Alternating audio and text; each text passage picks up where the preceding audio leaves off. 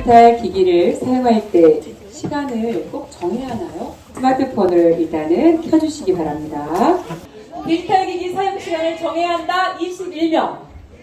디지털 기기 사용 시간을 알아서 사용한다. 25명입니다. 와, 야, 이렇게도 차이가 있을 수 있군요. 예, 고맙습니다. 네. 지금부터 이 주제와 관련해서 패널분들의 의견을 한번 들어보도록 하겠습니다. 먼저 교직에서 거의 한 30년이 넘게 교직 생활을 해오시면서 학교의 상황이 정말 크게 많이 바뀌었을 거라고 생각을 하는데요. 우리 근현 선생님께 생각하시는 가장 크게 바뀐 학교 환경은 무엇일지 궁금합니다. 예, 우리 뭐 학생들도 너무나 잘 알고 있고 여기 계시는 어른분들도 잘 알고 계시겠지만 제가 이제 84년도에 첫 발령을 받아서 학교 생활을 시작했는데 84년도와 2002년도의 가장 큰 차이는 교실 환경의 차이라고 생각합니다. 84년도에 쉽게 말씀드리면 그때 시험 문제를 낼 때 기말고사나 중간고사의 시험 문제를 낼 때 그 가리방이라고 하는 말 들어보셨나 모르겠네요. 직접 철필에다가 그 글을 써가지고 하나하나 글씨를 써서 시험 문제를 출제했는데 지금은 컴퓨터로 해서 이렇게 해서 그야말로 정말 그 상전벽해 같은 그런 변화가 있었죠. 그리고 또 하나 우리가 처음 제가 초등학교 5학년 때인가요? 그때 전화기가 처음 우리 동네에 들어와서 집에 동네에 한 대가 전화가 있었습니다. 그 전화 막 돌려가지고 하는 전화. 여러분들 아마 박물관에나 가본 볼 수 있는 그런 전화. 그런데 그것이 이제 좀 지나니까 다이얼 전화로 바뀌고 다이얼 전화가 삐삐로 바뀌고 그리고는 지금은 어떻게 여러분들 스마트폰으로 다 바뀌어서 실시간으로 인터넷으로 되면서 이 바뀌는 그런 환경들이 교실 환경이 그대로 반영이 돼서 지금은 전자칠판이 이루어지고 그야말로 우리 학생들이 수업하는 데 있어서 전자기기를 모르면 디지털 기기를 모르면 수업을 할 수 없는 따라갈 수 없는 그런 환경으로 바뀌었죠. 이만큼 아마 우리 교실 환경이 많이 바뀐 부분 그리고 또 의식 수준도 우리 학생들이 굉장히 많이 바뀐 부분들이 우리 학교 현장에 큰 변화가 아닌가 이렇게 생각이 됩니다. 교실 환경의 변화뿐만 아니라 저희가 지금 사용하고 있는 스마트폰의 변화까지도 말씀을 해주셨는데요. 네, 감사하고요. 네, 우리 이수진 회장님께서는 혹시나 이 스마트폰과 관련해서 자녀들과의 그런 관계에서 혹시 어떤 어려움이 있으신지? 혹시 우리 학부모님들은 사이에서 이런 이야기를 합니다. 우리 친구들은 알지 모르겠는데요. 여학생들은 SNS 때문에 망하고 남학생들은 뭐 때문에 망한다고요? 게임 때문에 망한다라는 이야기들을 학부모님들 사이에서 공공연하게 이야기를 나누고 있습니다. 저도 지금 현재는 대학교 2학년 딸을 두고 고3인 아들을 두었는데요. SNS 활동을 너무 하다 보니까 돌아다니는 게 학습에 집중하지 못하고 계속 여기저기 사진 찍으러 돌아다니고 그리고 또 아들 같은 경우에는 핸드폰 게임으로 기본적으로 하기는 하나 잘 안 되면 우리 친구들 어디 가지요? 그렇죠. PC방을 가더라고요. 이런 것들 때문에 많은 문제가 있기는 하는데 이것을 막무가내로 막을 수도 없겠더라고요. 좀 전에 우리 교장 선생님께서 말씀하신 것처럼 우리 엄마 세대가 우리 학부모 세대가 교육을 받았을 때의 세대와는 우리 아이들이 또 지내고 학습하는 환경이 너무 달랐기 때문에 아마 오늘 이 자리가 그런 갈등들을 조금은 좁힐 수 있는 자리가 되지 않을까라는 생각이 듭니다. 그렇죠. 아들과 딸을 지금 키우고 계시는데 보통 여자 아이들의 경우에는 SNS를 정말 많이 하죠. 그리고 남자 아이들의 경우에는 게임을 많이 합니다. 그것 때문에 망한다라는 이야기가 어머니들 사이에서 오고 가고 있군요. 네. 자, 그럼 우리 이봉석 교수님의 경우에도 자녀가 지금 청소년인 것을 알고 있는데요. 어떠신지요? 저희 자녀들도 구글 맵을 쓰기 시작하면서부터 여기저기 못 돌아다니는 데가 없게 됐습니다. 그러면서 주말에 어디 갔다 올게요, 서울 갔다 올게요, 어디 갔다 올게요 하면서 자꾸만 겁도 없이 여기저기 돌아다니고 있는데 걱정이 좀 됩니다. 네. 조금은 전문가로 참석하신 교수님도 약간의 부모로서 걱정이 되는 그런 측면이 있으시군요. 예. 그러면 우리 덕산이나 또 한나는 혹시 스마트폰 때문에 이제 갖고 있는 약간의 애로사항도 있을 수 있지만 혹시 어느 정도 스마트폰을 사용하고 있나요? 일단 저는 스마트폰 사용을 평일에는 한 2-3시간 정도 하고 네. 주말에는 한 4-5시간 정도 네. 사용합니다.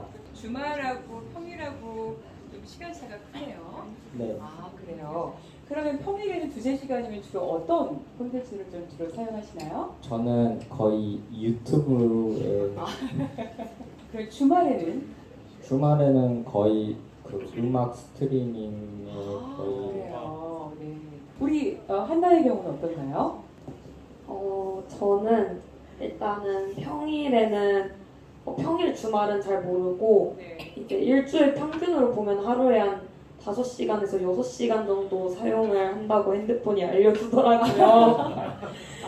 하루에 5시간, 6시간. 네, 오, 평균으로 네. 일주일에. 그러면 본인 생각은 그 시간대가 어떻게 많다고 생각하나요? 근데 요즘은 학교에서도 핸드폰을 사용해서 하는 수업도 꽤 있고 네. 뭐 숙제 같은 면에서도 핸드폰을 사용해야 하는 경우가 되게 많아서 꼭 그걸로 막 약간 게임 같은 것만 하고 그런 것도 아니고 학습적인 부분에서도 핸드폰을 많이 사용하고 있어서 그런 시간까지 합쳐서 보면 그렇게 적은 시간은 많은 시간은 아니라고 생각해요. 네. 학습적인 부분으로의 시간을 많이 활용하기 때문에 그렇게 내가 스마트폰을 많이 사용하고 있지 않다라는 그런 생각을 갖고 있군요. 예. 그러면 지금 그 학생들하고 지금 부모들하고는 약간의 좀 차이가 없지 않아 있는 것 같습니다. 이제 이러한 이야기를 들었을 때 우리 이수진 회장님은 어떠신가요? 아마 이게 학년의 차이이지 않을까라는 생각이 좀 듭니다. 2학년 학생들은 아직까지는 이렇게 디지털 기기를 사용하는 것들이 그렇게 많지 않은데 3학년 친구들은 이제 당장 고입을 준비하고 있기 때문에 진로라든지 다양한 정보들을 핸드폰 말고 아니면 컴퓨터 말고 가장 쉽게 접할 수 있는 것들이 그렇게 쉽지 않다고 보거든요. 늘 컴퓨터 앞에 있을 수도 없기 때문에 그래서 사용 시간이 조금 그 학년에 따라서 좀 다를 수 있다라는 생각이 들고요. 또 하나는 시간을 규정하기보다는 좀 전에 우리 한나 친구가 말한 것처럼 학교에서 과제라든지 그리고 뭐 진로라든지 다양하게 디지털 기기를 써야 되는 상황들이 정말 많습니다. 그렇기 때문에 우리 학부모들도 아마 이렇게 따져보면 하루에 아무리 못해도 5-6시간 정도는 또 쓸 수 있지 않을까라는 생각이 드는데요. 스마트 기기를 쓸 때 양과 질 이것을 어떻게 구분해야 될지를 저희가 좀 고민해야 되지 않을까라는 생각이 듭니다. 학습적인 질을 우리가 아이들과 고민해야 될지 아니면 그냥 사용하는 시간에 우리가 포커스를 맞춰야 될지가 좀 중요한 또 주제가 되지 않을까라는 생각이 있습니다. 그래서 시간을 딱 규정하기보다는 네. 요즘 학교에서 디지털 리터러시 교육 등을 통해서 학생들이 제대로 된 스마트 기기 활용에 대한 학습을 지금 계속 하고 있거든요. 그래서 이런 부분들이 시간을 규정하기보다 어떻게 활용하는 거에 대해서 우리가 좀 더 논의해야 되지 않을까라는 생각이 듭니다.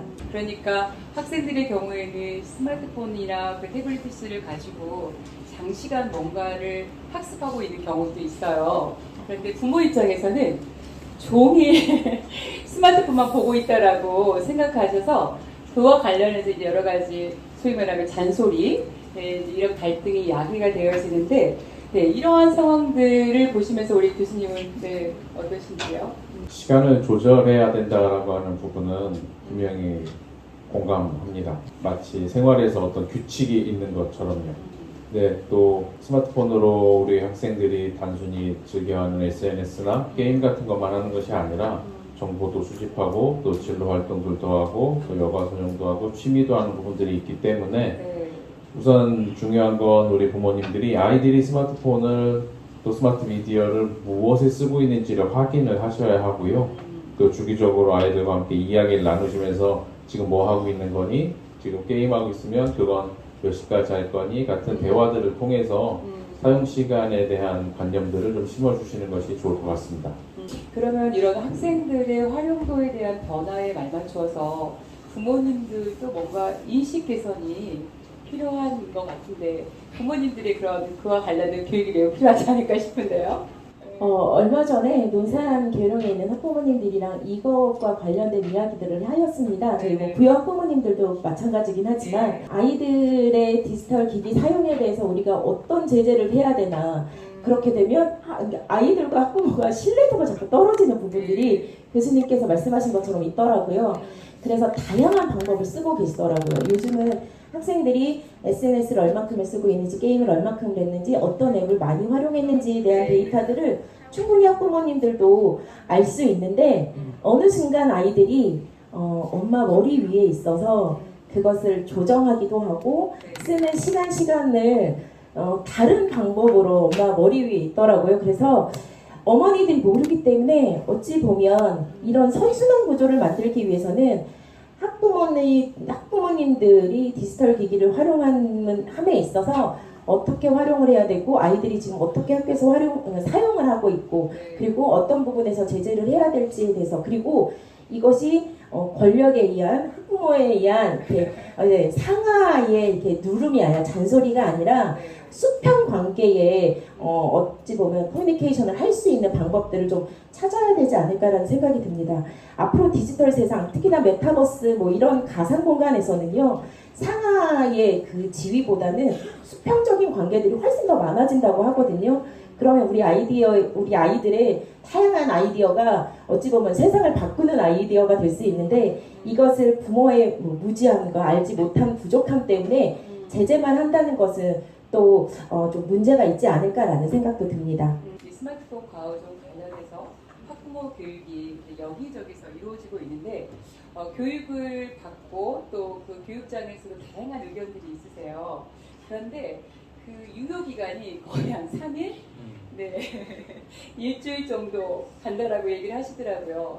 교육을 드릴 때는 그래 아이들의 이런 부분들을 조금 이해하면서 접근해야 돼. 그런데 또 며칠 지나면 다시 도루묵이 된다 이제 이런 얘기도 하셨는데 이와 관련해서 우리 교수님은 어떤 말씀 해주시고 싶으신지요? 그럴 때 쓰는 말이 이제 물속에 피라냐라는 표현이 있는데요. 우리가 그냥 알고 있기로 피라냐라는 물고기가 굉장히 흉폭하고 무시무시해서 소 한 마리만 물속에 빠져도 뼈도 남기지 않고 다 먹어버린다 라는 그런 전설 같은 걸 듣고 나서 정말 물속은 위험해 라고 생각하는 것처럼 아이들이 잠깐만 스마트폰을 30분, 1시간, 2시간 붙잡고 있으면 우리 아이가 과의존 아니야? 우리 아이가 문제가 있는 거 아니야? 하면서 굉장히 불안해지기 시작하십니다. 근데 그 불안이 이제 모든 문제의 시작인 것 같아요. 그래서 우리 아이가 그렇게 되지 않도록 하기 위해서는 부모님들이 불안하시기보다는 먼저 이야기를 나누면서 좋은 관계 형성하시고 또 아이를 설득하고 또 아이에게 상황을 설명하는 것들이 더 우선시 되어야 될 것 같습니다. 바른 사용 규칙과 관련된 이야기를 해주신다는 느낌이 듭니다. 그리고 통계 자료를 봤을 때도 어떨 때 스마트폰을 주로 많이 하는 것 같아? 라는 질문에 심심해서요. 그리고 지루해서요. 할 게 없어서요. 스트레스 받을 때 이거밖에 없어요. 라는 그런 답변들이 참 많거든요.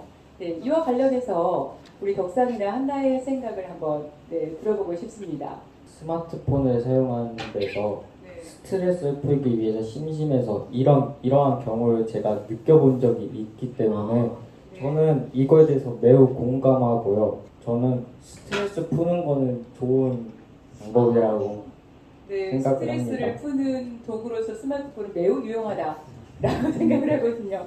그러면 스트레스를 푸는 데 있어서 매우 유용했지만 혹시 오히려 스마트폰 많이 하다가 더 스트레스를 받는 경우도 있지 않을까요? 스마트폰을 사용하면서 스트레스를 해소하는 그런 느낌도 있었지만 네. 그 과도하게 사용하다 보면 그 머리가 좀 아픔이 있어요. 어지러움. 어지러워. 그걸 통해서 또한 과도한 사용은 어지러움을 좀 많이 받는 그러한 그래요. 그러니까 우리가 스마트폰을 스트레스를 풀기 위해서 사용하지만 과도하게 사용하다 보면 또 신체 증상이 나타날 수가 있죠. 지금 우리 덕사님 같은 경우는 약간의 어지름 증상이 나타나기도 네, 하는 것 같고, 또 어떤 친구들은 뭐 안구 건조증도 있고 또 손목 터널 증후군도 있고 다양한 신체 증상들이 있습니다. 네, 그러면 감사하고요. 우리 이하나 학생 같은 경우는 어떠신가요? 저는 일단 핸드폰을 사용하는 이유에 심심해서 할 게 없어서라는 말에는 솔직히 공감을 하기 조금 어려웠어요. 사실 할 게 너무 많아가지고 심심해서는 그래도 될 수 있긴 하지만 할 게 없어서는 그냥 약간 자기 합리화의 말이 아닌가라는 생각이 조금 들기도 했고, 주변에 보면은 핸드폰을 지루해서 사용하는 친구들은 되게 많이 봤었어요. 어제도 이제 친구랑 전화를 하면서 침대에 누워 있는데 서로 막 너무 할 게 없다, 핸드폰도 할 게 없다, 한국의 IT 기업이 뭔 일을 하고 있는 건지 잘 모르겠다, 너무 심심하다, 이런 말을 되게 아무렇지 않게 뱉고 있거든요. 핸드폰 내에서도 이제 할 게 없어지고 있다라는 말도 많이 하는데, 이제 숙제 같은 게 있어도 일어나기는 싫고 누워서 뭔가를 하고 싶은데 그럼 할 거는 핸드폰밖에 없다는 결론이 제일 커서 핸드폰 사용이 점점 늘어나고 있는 것 같긴 해요. 그래요. 지금 우리 한나가 얘기하는 것 중에서 한국의 IT 강국이라고 하는데 왜 이렇게 할 게 없게 만드나라는 이야기를 하는 것을 들었을 때 매우 놀라운데, 이 이야기를 들으시는 우리 교장 선생님, 네, 어떠시지요? 그 IT 강국 한국 맞죠?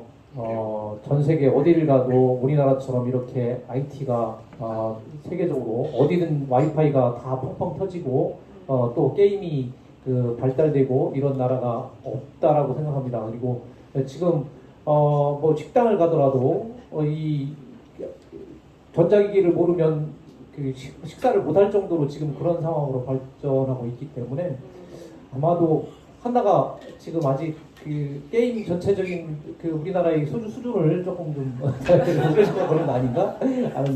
어쨌든 그래요. 그 굉장히 그 중요한 또 우리 오늘 이야기들 많이 하고 있는데 저는 그 제 이야기보다는 우리 여기 와 있는 우리 학생 의견을 한번 좀 들어봤으면 좋겠다라고 하는 그 생각을 합니다. 한번 들어보면 어떨까요? 저는 핸드폰을 하는 이유가 SNS 영향이 가장 크다고 생각하기도 하고, 또 이제 사용 시간을 들어보니까 둘이 좀 차이가 많이 나더라고요.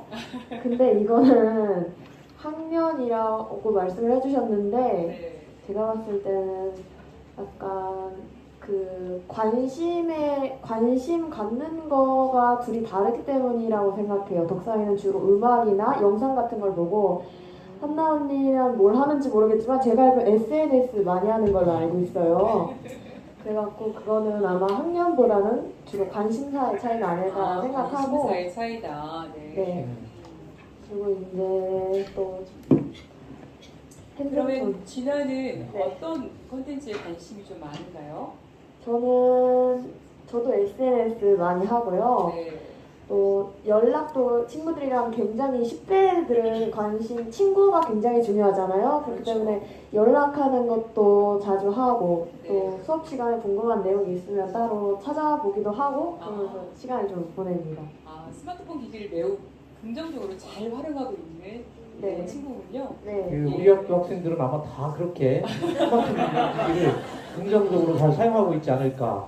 예, 그리고 지금 학교에 오면 일단 그 여러분들이 우리 학생들은 스마트폰 기기를 이렇게 보관해 놨다가 점심시간에 또 가져가서 그 스마트폰 기기를 하고 또 다시 반납하고 학교할 때 이렇게 그 다시 나눠주는. 그래서 실질적으로 학교에서는 우리 학생들이 그 많은 시간을 스마트폰 기기를 사용할 수 없는 그런 환경이 되고 있는데, 이거에 대해서 아마 학생회에서 지난번에 한번 회의를 했던 것 같은데 우리 학생들 그 의견을 한번 좀 굉장히 궁금해요. 학교에서 이렇게 하는 거에 대해서 어떤 생각을 갖고 있는지. 초등학교에 등교하면은 그 핸드폰을 반납하면서 그 수업 시간에 들으면서 그 모르는 단어를 들었을 때 있잖아요. 그때 선생님이 알려달라고 하면은 알려주시는데 네. 근데 그 선생님도 모르는 단어가 있을 수도 있으니까 그러니까 네. 그 핸드폰을 반납을 안 하면은 혼자 탈 수도 있고 그래가지고 저는 반납 안 하면 좋겠다고 생각을 합니다. 때로는 선생님도 답변하기가 어려운 단어들이 있었다라는 거죠. 네, 그때마다 내가 손쉽게 단어를 찾아볼 수가 있는 장점이 있는데 이런 부분들을 활용할 수 있도록 학교에서 스마트폰을 허용해 줬으면 좋겠다 이 말인 거죠? 네, 아 그래요. 제가 이와 관련해서 보면은 사실 우리나라에서 초중고 학생들이 이와 관련해서 이의 제기를 한 그 사례들이 좀 있더라고요. 그래가지고 그 정확하진 않습니다만은 그 A 고등학교에서 스마트폰을 수거하는 거에 대한 그 이의 신청을 한 거예요. 그래서 그 국가인권위원회에서 이 부분은 침해다, 인권 침해다라고 판정이 나서 아마 학생들에게도 스마트폰을 아마 수거하지 않는 것으로 제가 그 기사를 읽었던 것 같습니다. 그런데 이와 지금 우리 지환이 이와 같은 의견을 주었지만 또 다른 의견들이 있어요.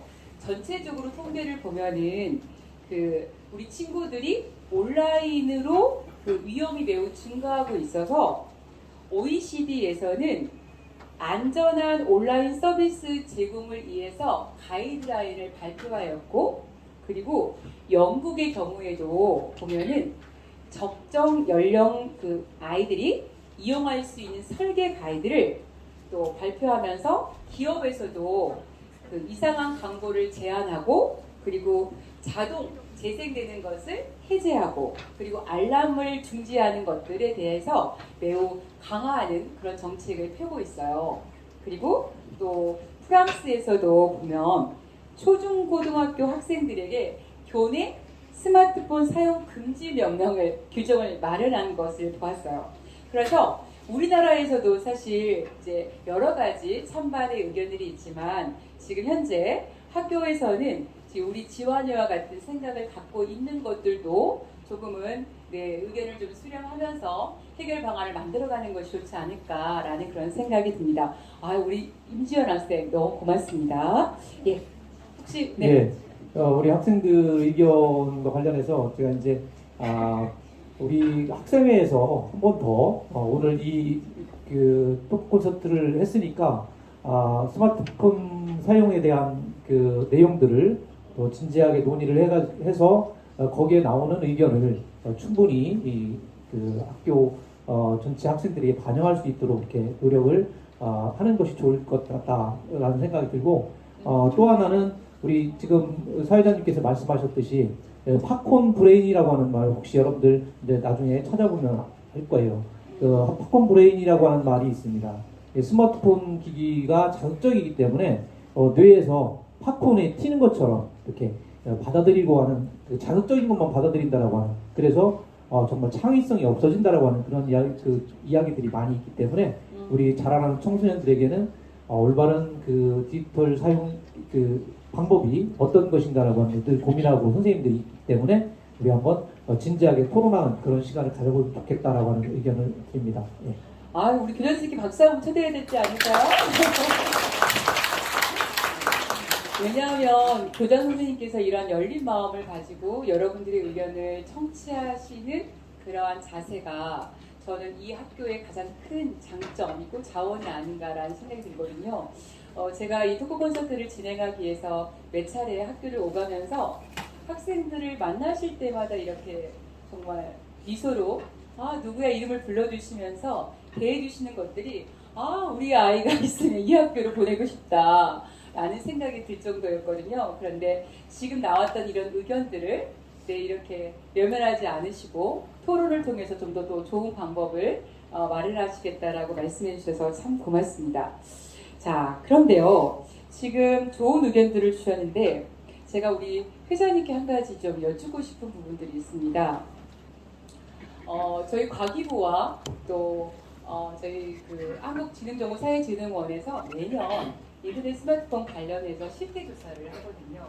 그런데 스마트폰을 소지하고 있는 전체 인구들이 한 10명 중에서 9명은 스마트폰을 소지하고 있는데 그 9명 중에서도 거의 2명이 스마트폰 과의존 위험군에 해당이 돼요.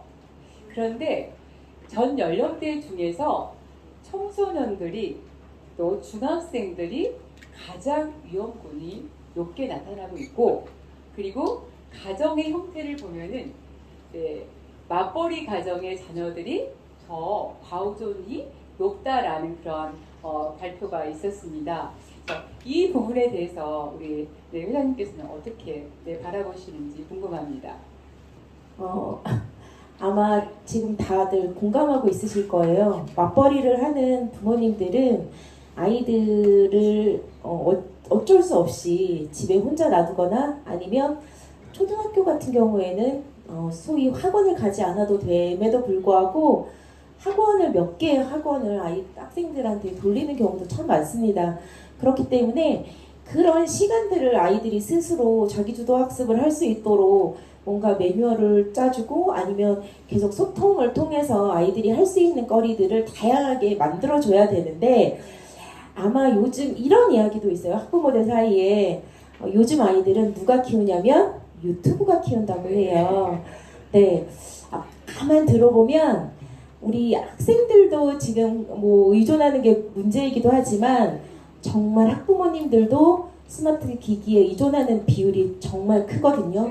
그렇기 때문에 아빠 엄마 교육은 아이들이 태어나기 전서부터 해야 된다고 많은 의견들을 내놓고 있습니다. 그래서 아이를 낳기 전에 이런 스마트 기기들을 잘 활용하는 방법들을 유년기 아이들, 그러니까 어린 아이들부터 교육이 되어야지만 우리 아이들이 커가면서 3살 버릇 80까지 간다고 그게 익숙해지면서 엄마들과 이야기도 하고 아빠와 소통을 통해서 그런 습관들을 어찌 보면 나쁜 습관들을 좀 배제하고 자라날 수 있는데 편하고 맞벌이 하다 보니 힘들고 그러다 보니 유튜브에 너무 의존하고 디지털기에 의존하다 보니 아이들이 어쩔 수 없이 더 의존도가 커지지 않나. 그러고 땅을 치며 후회하는 게 아마 학부모의 지금 자리이지 않고 그런 마음이지 않을까라는 생각이 듭니다. 예, 감사합니다. 지금 우리 회장님 말씀은 사실 저희가 엄마이고 그리고 직장에서 워킹맘으로서 삶을 살다 보니 집에 돌아가면 살림하는 것도 잊어버리고 특히 반찬하는 것도 사실 생각나지 않은 그런 분들이 사실 의외로 많이 있다고 생각을 합니다. 그래서 의외로 스마트폰을 베이비시터로 활용하는 그런 경우들이 많이 있는데 이와 관련해서 예비 부모가 먼저 이러한 교육을 받아야 된다라고도 얘기를 합니다. 지금 점차적으로 또 유아동의 아이들이 과의존율이 높아지고 있는데 예비 부모도 교육을 받아야 되고 이러한 부분들이 사실 정책적으로도 지금 계속해서 이제 그 변화를 시도하면서 그러한 사업들을 추진해 나가고 있는데요. 우리들이 전체가 함께 협력하다 보면 뭔가 그래도 그 효과가 발생하지 않을까라는 생각이 듭니다. 자, 그러면 지금 저희가 지금부터는 그 사전에 여러분들이 그 제출해 주셨던 질문들을 잠깐 보도록 하겠습니다. 여러분들이 그 사용 시간과 더불어서 또 그 익명 댓글 그리고 게임 과금 결제와 관련된 부분들의 의견을 주셨어요. 그 의견들이 많이 있었는데요.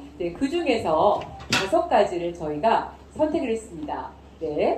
자신들이 제출했던 의견들이 아마 있을 겁니다. 관심 있게 봐주시기 바랍니다. 자, 그러면 지금부터 저희가 5가지 질문들을 읽어보고 그것을 우리 패널분들께서 답변을 해주시겠는데요. 먼저 첫 번째 질문을 우리 이한나 학생이 읽어주실까요? 모두가 나쁜 마음으로 익명 댓글을 작성한다고 생각하지 않습니다. 오히려 즐겁고 솔직하게 하는 말을 상대방이 너무 어려서 오해하는 것은 아닐까요? 익명 댓글로 상처를 받지 않고 잘 이겨낼 수 있는 방법이 있다면 알려주세요. 네, 알려주세요, 교장 선생님. 댓글이 익명으로 했을 때는 그 자신 있게 댓글을 달 수 있죠, 그죠? 아닌가요? 오히려 더 부담스럽나요? 만약에 익명이 아니고 실명이라면 굉장히 댓글 다는 것이 부담스럽고 또 뭔가 이렇게 좀 형식을 갖춰서 하지 않을까 이렇게 생각이 되는데 익명 댓글이 어쨌든 그 댓글은 인터넷 환경을 더 이렇게 활성화시킨다라고 하는, 그리고 또 우리가 그 디지털 그 강국에서 이 사용하는 방법이라든가 뭐 이런 것들이 굉장히 활성화될 수 있는 순기능이 있다라고 하는 점에서는 굉장히 긍정적이다라고 생각을 합니다. 그런데 악성 댓글이 그 문제가 심각하다라고 하는 건 뭐 여러분들도 너무나 잘 알고 있을 거예요. 그 악성 댓글 때문에 유명 연예인이 또 운동 선수들이 유명을 달리하는 그런 상황들이 벌어지고 있는 거기 때문에 저는 이제 그 댓글 다는 문제는 개인의 어떤 그 윤리적인 의식이 중요하다고 생각합니다. 그래서 아까 디지털 리터러시라고 말씀을 우리 회장님 말씀하셨는데, 이런 디지털 그 예절 교육이 선행이 되고 그런 것들이 중심이 돼서 정말 우리가 인간으로서 기본적으로 갖춰야 할 어떤 그 인성을 제대로 갖춘 그런 사람이라면 익명 댓글이 이루어져도 큰 문제가 안 된다. 그래서 교육이 중요하다고 하는 말씀을 좀 드리겠습니다. 또 교육이 매우 중요하다. 이와 관련해서 사실 미디어 리터러시와 관련된 조례가 충남교육청에서 제정이 됐고, 그와 더불어서 저희가 여러 기관들이 이제 이 부분들을 집중적으로 교육을 하고 있습니다. 특히 저희 충남 스마트 신센터에서도 이와 관련된 교육들을 진행하고 있는데요. 두 번째 질문 부탁드리겠습니다. 조덕상 학생 부탁드립니다. 익명 댓글에 악플을 달면 익명이기 때문에 경찰이 잡지 못하나요? 네, 우리 이봉석 교수님 답변 부탁드리겠습니다. 예, 저는 정보통신 관련 기술자가 아니라서 이 기술적인 부분을 알지 못하겠지만 그 전에 먼저 묻고 싶은 게 있습니다. 왜 악플을 달아야 될까요? 악플도 여러 종류가 있을 수 있거든요. 근데 이제 여기에서 말씀하시는 건 이제 욕 같은 겁니다. 누군가에 대한 신상을 비방하는 욕 같은 건데, 그렇게 꼭 욕을 달아야 하는지, 비판을 하기 위해서 자기가 할 수 있는, 충분히 표현할 수 있는 능력들이 있거든요. 나는 이것이 기분이 나쁘고 나는 이것 때문에 내가 불편하고 한 것들에 대한 좀 좋은 말로 충분히 비판을 할 수가 있는데, 그 비판이 아닌 욕을 쓰고 남들을 비방하고 또 그 대상자가 심적 부담감을 느낄 정도의 언어적 표현들은 하지 않았으면 좋겠고요. 원칙적인 부분을 말씀드리면 국내에 서버가 있는 네이버나 다음 같은 회사들은 얼마든지 경찰에서 영장을 가지고 사용자를 추적할 수 있다고 합니다. 제가 요즘 만나면서 청소년들에게 듣기로는 에스크라고 하는 익명 앱이 있는데, 이 앱을 통해서 상대방에 대한 비방들, 또 욕, 이런 것들이 많이 이루어지고 있어서 또 친구들끼리 누군지 또 안다고 해요. 그래서 그 악플들 때문에 서로 학교 폭력이 발생하기도 하고 서로 또 관계가 안 좋아지기도 하는 일들이 생긴다고 하는데요. 저는 좀 좋은 말로 자신의 감정들을 표현할 수 있는 훈련들이 더 필요할 거라고 생각을 합니다. 네, 고맙습니다.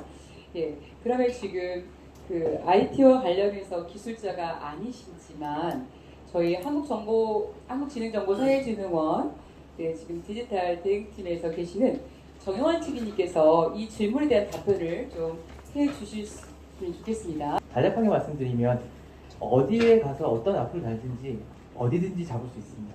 그 정보에 따라서 어디에서 악플을 달았는지에 대한 노력에 대한 차이는 있을 수 있죠. 하지만 여러분이 그 사이트에 접근하시는 이상, 그리고 댓글을 단 이상은 반드시 누가 달았는지 특정이 반드시 가능하기 때문에 여러분들이 어떤 좀 많이 나쁜 어느 정도의 나쁜 악플을 달았느냐에 따라서 다르겠지만 특정하고자 한다면 반드시 할 수 있고요. 뭐 실제 예로 이제 뭐 보안이 뭐 서버 외국에 있어서 그 보안이 너무 강화됐다는 텔레그램이라든지 SNS에서도 실제로 다 잡힌 것들이 여러분들은 알고 계시죠? 그래서 뭐 나쁜 악플을 달려고 하지 마시고 여러분들이 이제 누구 그 사이트에 접근하는 이상은 특정이 가능하기 때문에 다 가능하다고 보시면 됩니다. 어디서 악플을 달더라도 잡을 수가 있다고 합니다. 이 질문을 해준 우리 친구에게 답변이 됐을 거라고 생각을 하고, 추가로 이렇게 사이버상에서의 누군가의 명예를 훼손했을 경우에는 정보통신망 이용 촉진 및 정보보호 등에 관한 법률 제70조 제1항에 의거해서 3년 이하의 징역 그리고 3천만 원 이하의 벌금액에 처할 수 있다라고 규정되어져 있습니다. 네. 여러분들이 그 표현의 자유는 있지만 나름대로 여러분들이 그 익명성을 악용해서 타인에게 상처나 아픔을 주지 않도록 노력을 해야 될 것 같습니다. 자, 다음으로 세 번째 질문입니다. 세 번째 질문을 누가 읽어주실까요? 제가 보기에 지금 제 오른쪽에 마스크를 쓰신 선생님 한번 읽어주시기 부탁드립니다. 게임 가격 결제를 할 때 부모님의 허락을 받았다면 괜찮다고 생각합니다. 부모님 허락을 받았어요. 그럼 괜찮은 거 아니에요? 라는 그런 질문이 있었어요. 그러면 우리 지금 이한 학생이나 조덕상 학생은 한번 의견을 듣고 싶습니다. 일단은 네. 일단 제 주변에도 게임 과금 결제를 100만 원 이상 했다고 학교에서 말하고 다니는 학생이 있습니다. 선생님들은 모르시겠지만 학교에서 친구들끼리 나는 어떤 특정 게임에 뭐 몇백만 원을 사용해서 이 캐릭터를 얻었고 축구 게임에서 얼마를 사용해서 내가 이 선수를 얻었다 라고 말을 하면서 학교 내에서 그런 말이 정말 학생들 안에서도 쉽게 나오는 말인데요. 그 친구들은 물론 다 부모님의 허락을 받은 상태였고, 제 생각은 모든 학생들의 집안 사정과 부모님의 가치관이 다 다르기 때문에 부모님의 허락이 있으면은 충분히 과금 결제를 해도 된다고 생각을 하지만 그 과금 결제의 정확한 용도와 그 과금 결제를 해야 하는 이유 등을 부모님께 충분히 때를 부리지 않고 이해를 시켜서 설득을 하게 되는 경우에 과금 결제는 상관이 없다고 생각을 합니다. 저도 한나 누나처럼 네. 부모님의 허락을 받으면 저도 괜찮다고 생각하는데요. 그래요? 왜냐하면 부모님이 허락을 해줬다는 점은 그 청소년들이 사용하기에 올바른 적절한 금액이기 때문에 허락을 해줬다고 생각하기에 저는 괜찮다고 생각을 합니다. 금액이 많고 적고를 떠나서 부모님의 허락이 된 거라면 괜찮다라는 의견인 거죠. 그렇군요. 이와 관련해서 우리 이수진 회장님 하실 말씀 있을 것 같습니다. 과금 결제 많은 이슈가 되고 있기는 한데요. 100만 원, 몇백만 원을 과연 허락하는 부모님들이 몇이나 될까라는 생각이 학부모로서 좀 듭니다. 지금 원상이 학생이나 한나 학생이 말한 것처럼 학부모가 허락한다면 뭐 괜찮은 거 아니야? 엄마 아빠는 다 허락받았으니까. 하지만 그 과정도 좀 한번 생각해 봤으면 좋겠다라는 생각이 듭니다.